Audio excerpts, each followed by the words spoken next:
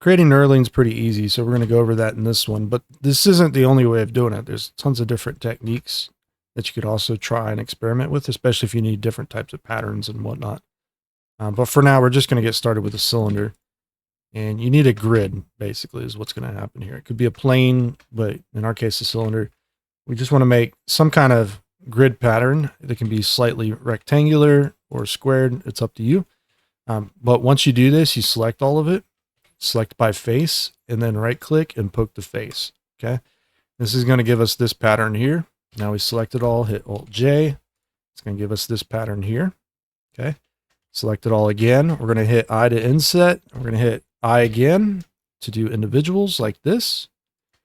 Now we're just going to hit Control I, X, delete faces, and we'll get this.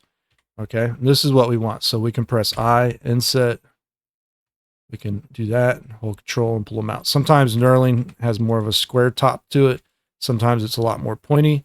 In the case that it's pointy and you want to do that, you just make sure you have all these selected. If you lost your selection, you can select like so. Hit Shift G, select by area. It might get all of it, but you can hold Shift and drag one way or the other, usually. Let me get back to a good number there when it started taking effect. Okay. Hold Shift and drag one way or the other. Usually you can isolate those selections like that. So you can do that number. Then all you do is hit X and collapse edges and faces. Boom. And then you got your little points now. You can just hit one, go to vertex selection, hit Alt S and scale them out. Or you could try to select one and Shift G and select by amount of adjacent faces. You might have to do that on this one too. So if you can do that, you can Alt S them out as well. I give you a little bit of a pointer set up there. And you can also control these because sometimes they like to taper out a little bit. So that's nice. You can also do that if needed, right? So there you go. That's how you create that in a nutshell. Now, you can also add a bevel modifier. Oh, it was the right one. Never mind. The profile of one bevel modifier and change the size. Okay.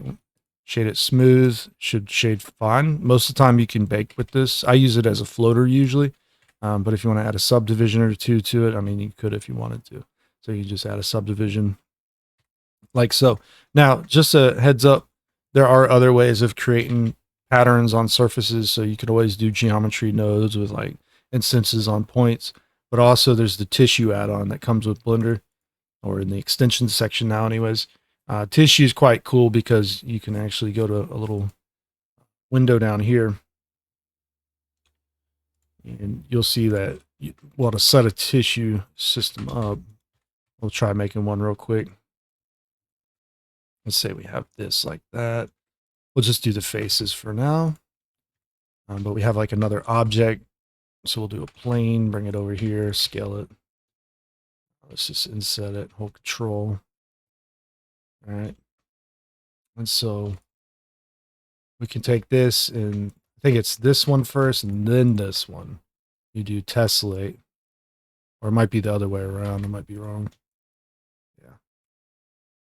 Click OK. Yeah. Okay. And so tissue has all kinds of little properties that you can tweak and adjust here as well. So it's kind of, before geometry nodes, this was kind of the way of doing things, right? But now you can actually go through, and if you want to make anything more advanced or complex, perhaps, you could certainly do that.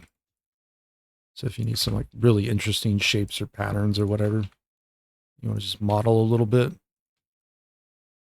What you do is you grab your tissue mesh, this one, and you just update it. You'll see now we get that result. It's going to follow the grid pattern that you originally set up.